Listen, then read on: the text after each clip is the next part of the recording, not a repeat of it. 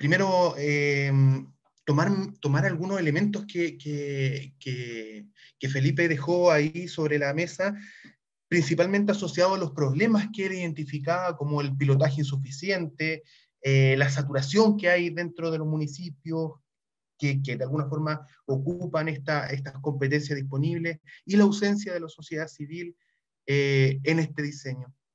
Porque muchos de los problemas que logramos consignar en esta evaluación del cuestionario anexo Calle tienen que ver justamente con estos elementos, y dan cuenta de que una idea, o el diseño de una idea, que puede ser una buena idea y revolucionaria, como señala Felipe,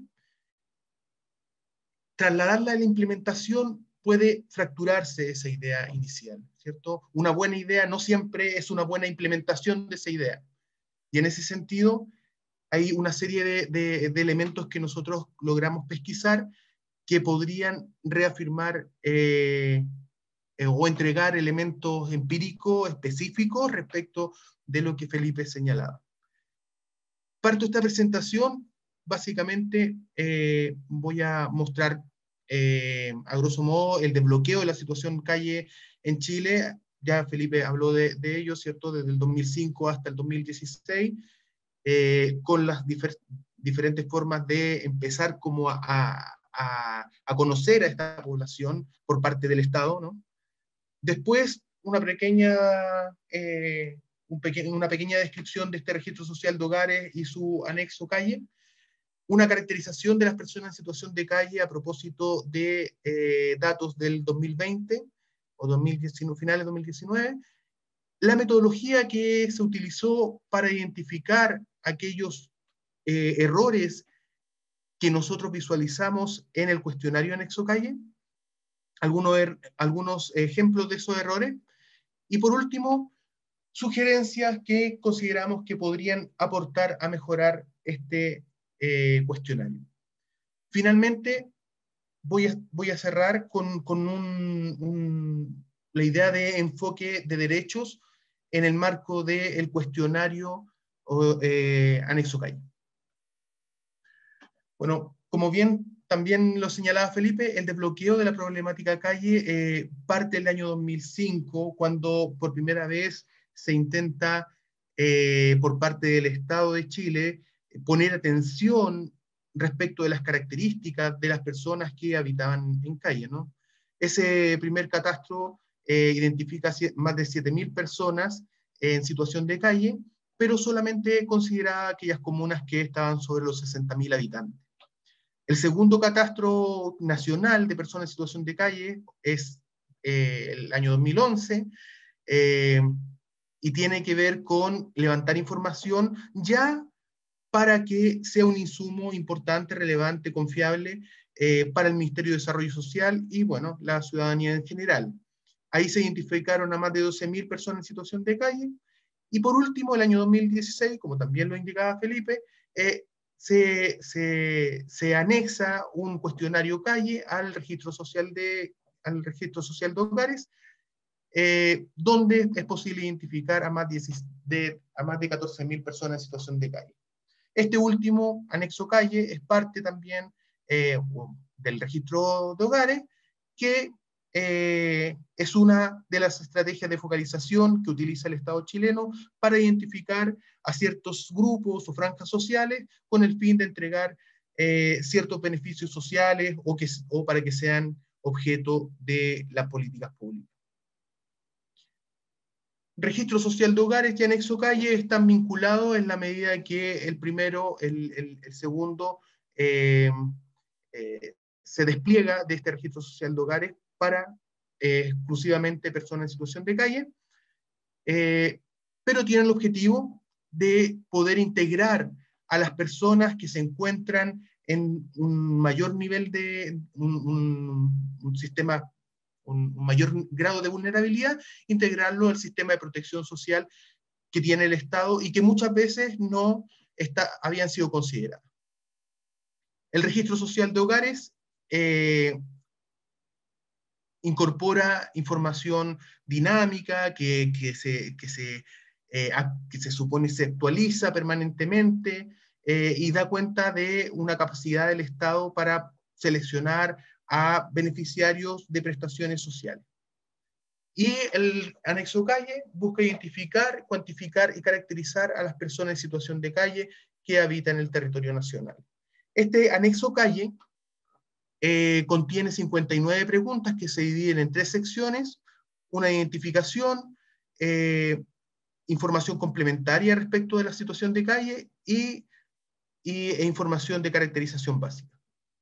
La definición de persona en situación de calle que se utilizó en el registro viene del año 2013, ahí ustedes la tienen, aparece en el decreto 23 del artículo 3, número 9, y la caracterización de este grupo de más de 14.000...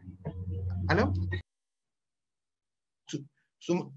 La caracterización de este grupo de más de 14.000 personas da cuenta de que más del 80% son hombres, el 95% aproximadamente son de nacionalidad chilena, 7 de 10 personas tienen entre 30 y 59 años, un tercio reporta una enfermedad crónica. Respecto del apoyo institucional, 43% ha recibido alojamiento en algún tipo de albergue durante el último año, casi 5% ha recibido nivelación de estudios. Son elementos que van marcando, ¿cierto?, la característica de esta población. Y respecto a los vínculos sociales, 41% señala haber tenido contacto con sus familiares en los últimos 3 meses. Respecto de la principal causa o razón que reportan por la cual se encuentran en situación de calle, 65-66% señala que la principal razón es por problemas con su familia o pareja. Bueno, ¿qué hicimos? ¿Cómo identificamos o cómo evaluamos el cuestionario? Utilizamos una metodología de evaluación total de la encuesta, error total de la encuesta, que básicamente identifica los errores o asume que los errores pueden ocurrir en cualquier instancia, en cualquier etapa de la encuesta. Segundo, que analiza que cualquier elemento puede ser, dentro de estas etapas, puede ser fuente de error. Falta de respuesta, efecto del entrevistador, la forma en que se levanta la información, como decía Felipe, las cuestiones como contingentes, las situaciones que emergen respecto del mismo contacto con el entrevistado. Y por último, asume esta metodología, este enfoque, que la calidad de la encuesta va a estar dada por la ausencia de errores en las diferentes etapas y con la utilidad que tenga para las personas que van a hacer uso de los datos y la información.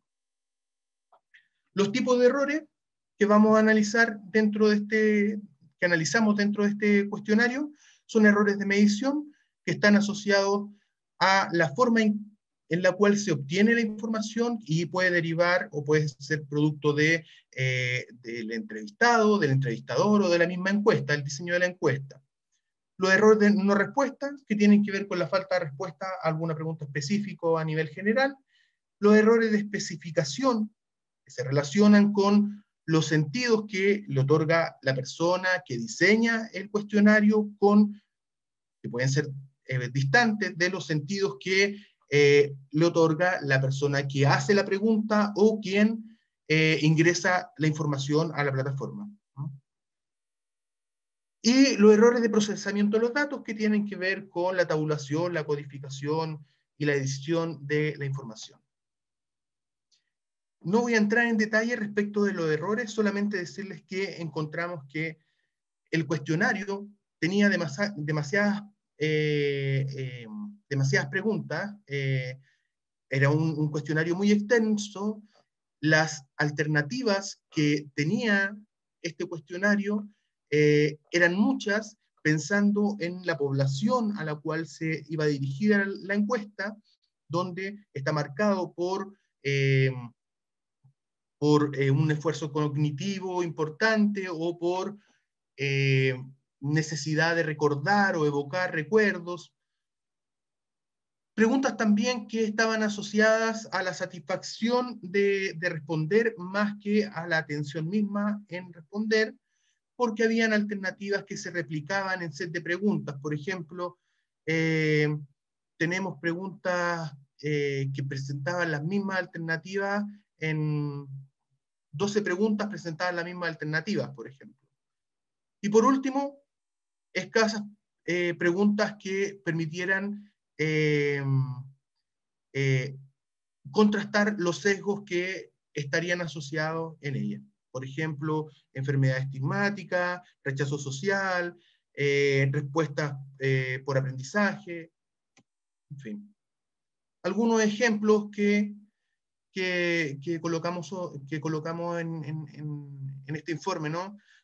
Alternativas con múltiples variables, 8 en la pregunta 20, esfuerzo cognitivo porque hacen recordar a la persona respecto de su vida y en un periodo específico, preguntas que no son exhaustivas, que faltan alternativas porque no son excluyentes, y alternativas con respuestas idénticas, ¿no? También observamos que habían errores en la omisión de filtros, donde se pedía en las instrucciones del cuestionario saltarse a la pregunta 20 si en la pregunta 18 él o la encuestada señalaba tal alternativa. Eso se omitía. Muchas veces pasaban inmediatamente a la siguiente pregunta. Y por eso también ahí recojo lo que Felipe señala, ¿no? Esta idea de que los municipios, que eran quienes llevan a cargo, tienen a cargo la implementación de este cuestionario, se encuentran saturados, ¿no? Y también respecto de la capacitación misma. También encontramos Sergio, elementos... ¿Sí? perdón la interrupción, pero me pediste que te avisara cuando quedaran pocos minutos. Vale, Me vale. aviso. Ya, súper.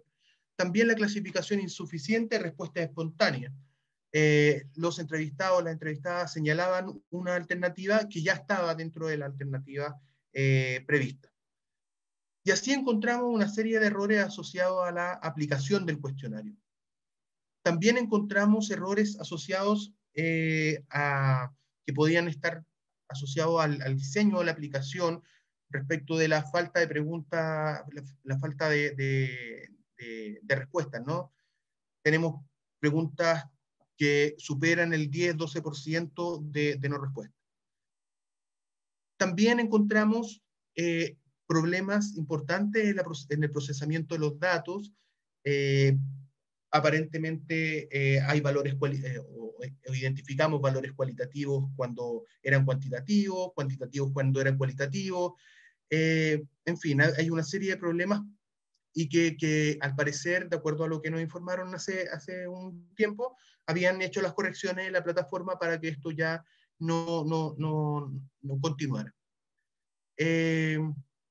Bueno, establecimos a partir de eso una serie de sugerencias de mejora, principalmente asociado al tamaño del instrumento, la cantidad de preguntas, a la posibilidad de obtener información por observación directa, la revisión de las preguntas en aquellas preguntas que tuvieron altas tasas de no respuesta, respecto de la aplicación, la capacitación de los examinadores, de los evaluadores, encuestadores o encuestadoras, mejorar como el entrenamiento respecto de las preguntas espontáneas y proveer apoyo acerca de las dificultades que tenían en el contexto de la aplicación con personas en situación de calle. Y también respecto del procesamiento y análisis de datos, vinculado a la plataforma, a implementar medidas que permitan contrastar o mantener la calidad de los datos, listas desplegables, celdas, restricciones a la respuesta, implementar sistemas de redigitación y detectar la inconsistencia a partir de preguntas específicas. Un elemento que quisiera agregar a este análisis es el enfoque de derechos que debería estar presente en esta implementación, ¿no? en esta caracterización, porque está asociado al derecho a la libertad de expresión y a la participación política, y dentro de un contexto de enfoque de derecho, este anexo calle debería implicar que los usuarios conocen los criterios de elegibilidad, los mecanismos de selección, las prestaciones a las cuales pueden acceder y reciben a su vez los resultados de sus evaluaciones. Porque si no, el riesgo es basar este sistema en la asistencia que excluye a este grupo específico de la participación ciudadana y por lo mismo excluye o imposibilita el reclamo político por los derechos.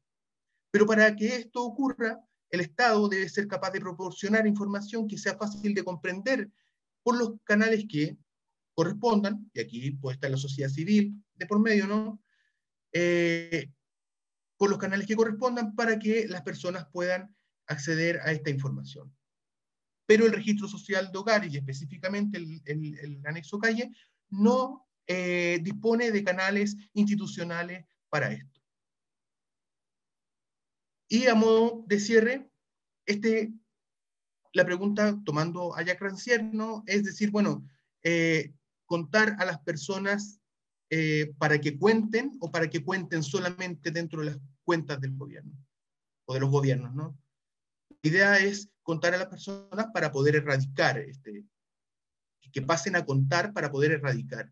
Y esto requiere concebir la situación calle como parte de la exclusión social, que se articula en diferentes factores, ¿no? Falta de vivienda, trabajo precario, ruptura del lazo familiar, abandono social, etc. Y reconocerlos no como un grupo homogéneo, sino como un grupo diverso, que tienen diferentes necesidades y diversos problemas. Y instalar la discusión respecto de la acción estatal. La acción estatal que tiene, que el cuestionario calle podría ser una instancia para también visualizar la responsabilidad que tiene el Estado respecto de la situación calle. ¿Cuáles serían los alcances del anexo calle si se limita únicamente a preguntar por acciones de corte asistencial o paliativas del problema?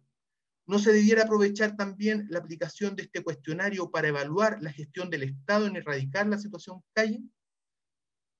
Porque el cuestionario no concentra ninguna pregunta o no integra ninguna pregunta respecto de las acciones que hace el Estado para que la persona pueda salir de esa situación. Bueno, y con esto, solamente para cerrar, pasar de la administración del problema a la erradicación implica considerar a las personas en situación de calle como interlocutores válidos, que puedan exigir un trato justo y requerir información respecto de la que entrega, y también que puedan demandar su derecho a tener derecho en el sentido de la información que están aportando al sistema, que como vimos es un sistema revolucionario, pero se basa en el aporte que la gente hace a los flujos de información, pero de una forma unilateral, ¿no? No hay una retribución a esa información que se aporta. Y pasamos en que las personas tienen que estar permanentemente constatando a los ojos del Estado sus niveles de vulnerabilidad. ¿Bien? Con eso quería cerrar. Gracias.